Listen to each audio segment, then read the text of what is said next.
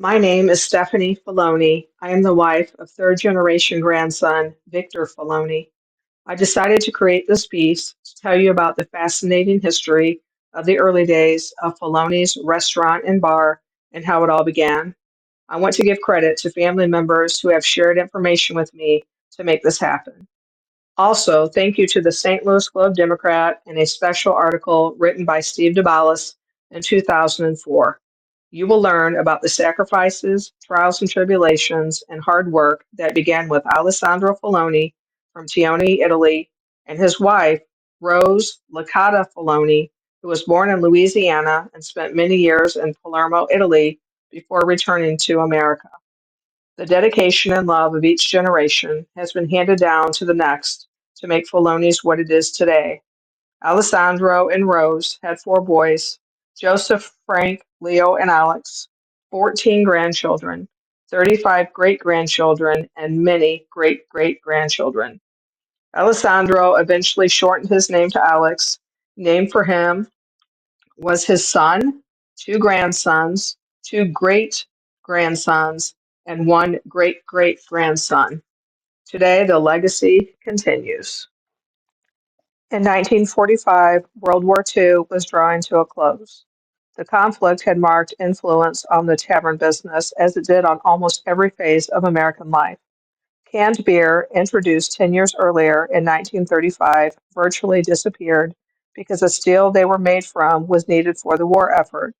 The only canned beer in production wore olive drab labels so that a soldier taking a break in his foxhole didn't get picked off by an enemy sniper.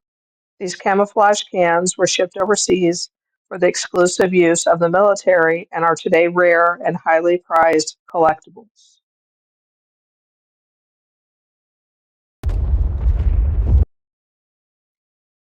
Wartime bartenders were encouraged to save spent bottle caps so they could be recycled. Breweries that might have been thinking of switching to metal kegs stuck with wooden barrels. Skull and Steel's foundry in St. Louis was running full tilt to keep up with war contracts. Across the street stood Filoni's restaurant and bar, an oasis of hot food and cold beer. As quitting time neared, the steel workers cocked their ears in the direction toward the factory's big steam whistle. Once it blew, the workers would take off for Filoni's like cross-country runners reacting to the sound of a starter's pistol. This was a bittersweet time for founder Alex Filoni. Business had never been better, but with son Joseph and Frank in the service, he and his wife Rose anxiously awaited their safe return so that the family business could be handed over to the next generation. Alex Filoni had been part of the wave of Italian immigrants who washed ashore at Ellis Island at the dawn of the 20th century. He was born in Tione, Italy, and arrived in the United States with his father, Giuseppe, in 1903. Alex was only 16 years old. Tione is near the northeast edge of Italy, near the Austrian border. In fact, at the time the Filonis left, it was part of the Austria-Hungary Empire.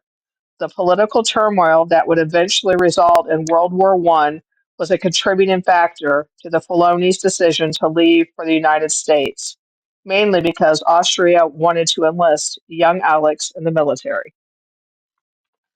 For Italian immigrants in the early 1900s, travel to America was typically a long journey across the Atlantic in cramped, unsanitary conditions on ships, usually in third class, where they faced overcrowding, poor food, and seasickness. Most arriving at Ellis Island underwent rigorous medical inspections before entering the country. This experience was often characterized by fear and uncertainty about their future. The journey across the Atlantic could take several weeks depending on weather conditions. The potential separation from family could be emotionally taxing for immigrants. These are the travel papers of Alejandro's three voyages to the United States in 1901, 1906, and 1907, being accompanied by various family members. The Italian economy was another impetus to leave. Poverty in Italy was so oppressive that poverty in America was considered to be a step up. And with hard work and some luck, many immigrants gained prosperity in the New World. The Filonis were already experienced in the steel foundry business. After traveling to Chicago, they ended up working in the steel mills of nearby Gary, Indiana. Alex Failoni quickly became famous at the foundry as a larger-than-life character who worked hard. He was certainly easy to pick out of a crowd at 6'3" and over 200 pounds, and he had huge arms and hands. Always anxious to finish whatever job needed to be done, he would sometimes lift and carry heavy pieces of steel that the other workers could only budge with a crane. Filoni also played hard. When a carnival huckster came to town offering a cash prize to anyone who could outwrestle a live bear, Alex decided to accept the challenge, and legend has it that Filoni managed to hold his own with the 500-pound Bruin. Skull and Steel was a massive complex on the southwestern edge of St. Louis. The city's Dogtown neighborhood and the adjoining suburb of Maplewood basically formed a steel town in the shadow of the mill. Many of the steel workers lived in this area, so they were literally within walking distance of their jobs. When Skull and Steel began casting and assembling steel frames for railroad cars, they went to Gary, Indiana, and recruited a crew of 8 steel workers headed by Filoni. Filoni's father, Giuseppe, died in his early 40s in a hospital in Chicago. However, his brother Emil did come to St. Louis and worked in the machine shop, making patterns into his 80s and living to the impressive age of 103 years old. Alex was an accomplished chipper, which meant that he used an air hammer to knock the excess metal from the steel castings. This required more skill and commanded a higher wage than the average foundry job, enabling Filoni to stockpile some of his money. Manchester Road skirted the northern boundary of a huge industrial center. Thousands of workers manned the steel, brick, clay pipe, and terracotta factories, as well as the clay mines that helped feed the kilns. A maze of railroad tracks crisscrossed the area as trains hauled in raw materials and hauled out finished goods around the clock. The taverns along Manchester did a huge business serving these laborers. Beer and whiskey flowed freely as the men washed the dust from a day's work from their throats. Working in a steel mill was a hazardous and dangerous job. Filoni had witnessed the toll it took on longtime employees. He was determined to save enough money to start his own business before it did the same to him. He noticed that one saloon in particular was doing an especially brisk trade. The Lent Brewing Company of St. Louis built the building at 6715 Manchester in 1896 and had operated it at a handsome profit for over 20 years. When Filoni offered to buy the tavern from Lemp in 1916, the brewery had reservations about selling out. It was only after Filoni offered $9,600, which would be about $280,000 today, a princely sum in 1916, that the brewer agreed to sell. Filoni's former co-workers flocked to his new enterprise.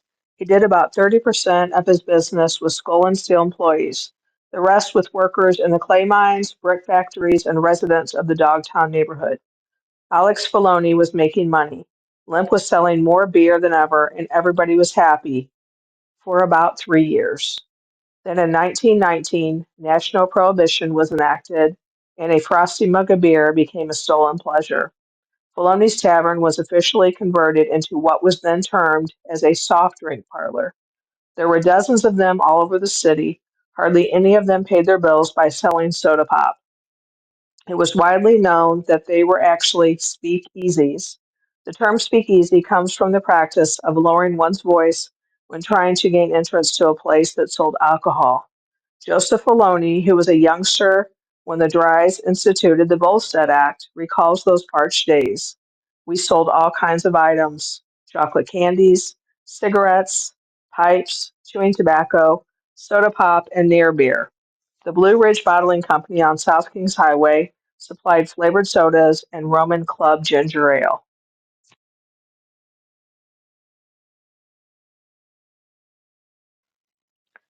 But the real money was in selling moonshine, says Joe. You couldn't survive without it. Breweries were allowed to make near beer, a cereal beverage made by brewing real beer, then running it through a dealcoholizer that boiled off the alcohol, leaving an unctuous drink that tasted like straw and contained a mere one half of 1% alcohol by volume. A popular joke of the day was that whoever named it near beer was a poor judge of distance. Never had a law been so widely ignored as prohibition. The Blue Noses, a derogatory appellation denoting a supporter of prohibition, had unwillingly helped finance organized crime. By turning a multi-billion-dollar industry over to the underworld, bootleg breweries and distilleries popped up everywhere. Wine presses for crushing grapes became standard furniture in numerous basements, and copper moonshine stills percolated in a multitude of hiding places both above and below ground. The Failoni family lived above their business, and behind a closed door leading upstairs sat 2 quarts of moonshine. Only regulars got a taste of the real liquor, which could also be used to spike near beer. If a stranger was in the bar, the dispensing of booze ceased until he left. Prohibition agents would come in periodically to check things out, says Joe. There was a captain in the excise department who made a career out of trying to catch saloon keepers. He hated Italians and targeted their businesses. We usually got word through the grapevine when a raid was coming. But then one day in 1924, when I was about 7 years old, said Joe, we didn't get the usual warning. Finally, we were told with only minutes to spare that Prohibition agents were on their way with search warrants for both the first and the second floors. My dad peered out the window, and sure enough, here they came. He turned to me and ordered me to quickly grab the 2 bottles of moonshine, head for the second floor bathroom, and pour the hooch down the toilet. My mother, unaware of what was going on, couldn't believe her eyes. She saw me taking what was essentially money and flushing it down the drain. What are you doing? She yelled. I had just barely enough time to flush the booze, wash out the bottles, and put them underneath the sink. It turned out that the search warrants authorized the prohibition agents to look upstairs as well as down. Usually they only search the bar area. We had just gotten rid of the evidence in time. I had no chance to fill my mother in on the details. The agents had been told by informers that we had 2 quarts of liquor on hand, so they were not happy when they came up empty handed. If you were caught serving alcohol during Prohibition, it would cost $5,000 to get out of trouble. This harrowing experience convinced my dad to lease a place to a fellow named George Pappas. My dad always bought the best moonshine in 5-gallon cans, and then he would pour it from the cans into quart bottles. We served lunch from the very beginning at a cost of about 25 cents, but we often gave away more food than we sold. Food was the draw for the beer and liquor sales. During Prohibition, as a legal exception to the ban on production, sale, and distribution of alcohol, doctors could prescribe spiritus fermentate or alcohol. The IRS issued special watermark prescription forms to doctors. It is estimated that 11 million prescriptions were written each year. There were many loopholes, and doctors could get away with it because they outnumbered government agents. It was prescribed for a variety of ailments, such as snake bites and disease control. The therapeutic value of alcohol was widely disputed by the end of the 19th century. In 1921, Congress passed the Campbell-Willis Bill, which limited wine and liquor prescriptions to not more than a half pint in 10 days and banned beer altogether. The bill was passed in response to concerns that brewers would reopen factories to produce millions of gallons of beer.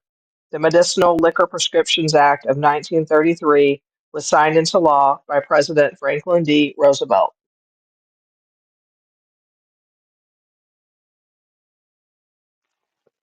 Prohibition was enacted in the United States to address social issues like domestic violence and child abandonment, which was believed to be caused by alcohol.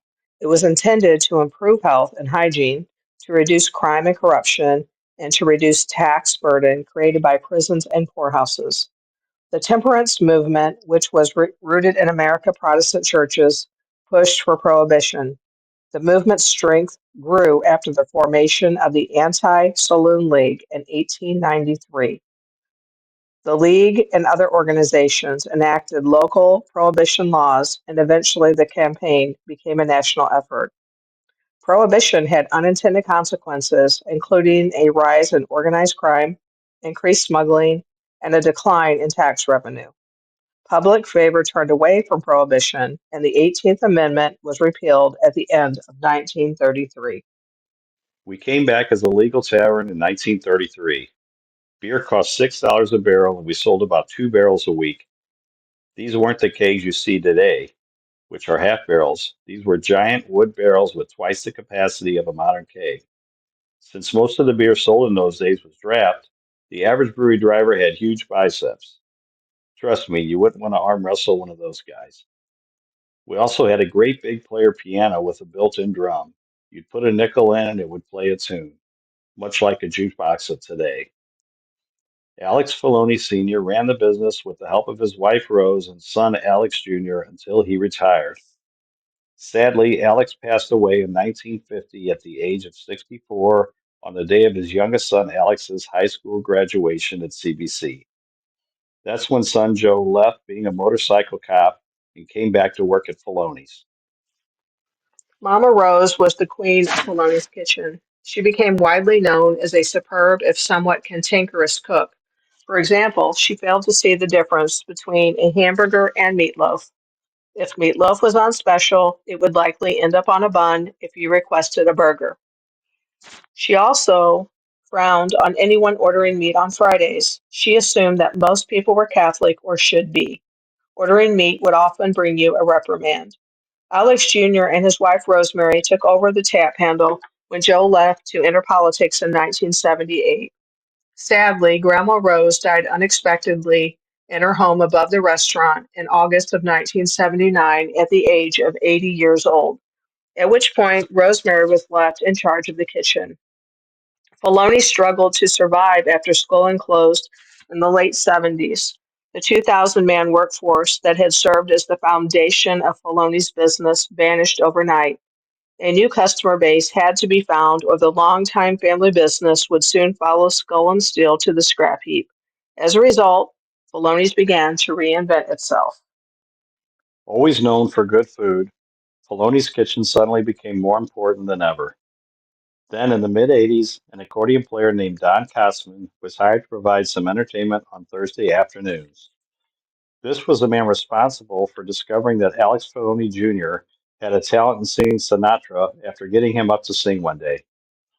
Then, before long, the crowds began to grow to the point where people started calling and making reservations, and that's how our Thursday tradition began.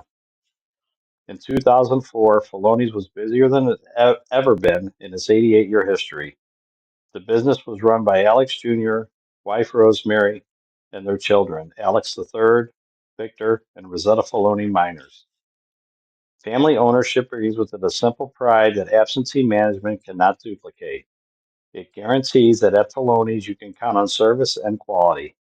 You have to find the right suppliers who will work with you to give your customers the best experience possible. In 2004, on Thursdays from 1 to 9 p.m. and Friday nights from 8 p.m. until midnight, Bologna's provides the best in family entertainment, and they mean that term literally. Rosemary Filoni sings while her son, Alex Jr., a well-known Frank Sinatra sound-alike, brings old blue eyes back to life with his sounds of Sinatra. Some things have stayed the same and some things have changed. Sadly, Alex Failoni Jr. passed away 3 years ago in 2021. Friday nights are still a music tradition for 30 years with Tom Kelly singing, Rosemary Failoni, and great grandson Joey Miners. Now that's Italian.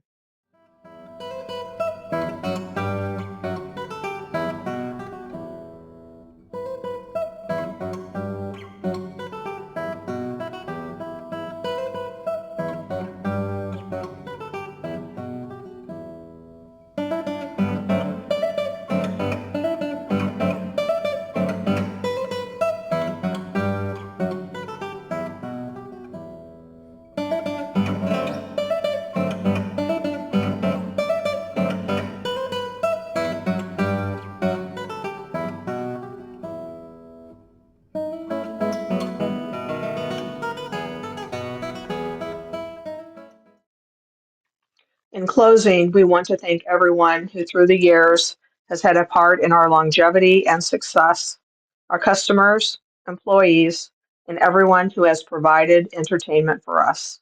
In memory of our grandfather and grandmother, Alessandro and Rose Failoni, our dad, Alex Failoni Sr., our brother, Alex Failoni Jr., Uncle Joe and Aunt Marie Failoni, Uncle Frank and Aunt Anna Rita Failoni, Uncle Leo and Aunt Anna Marie Failoni.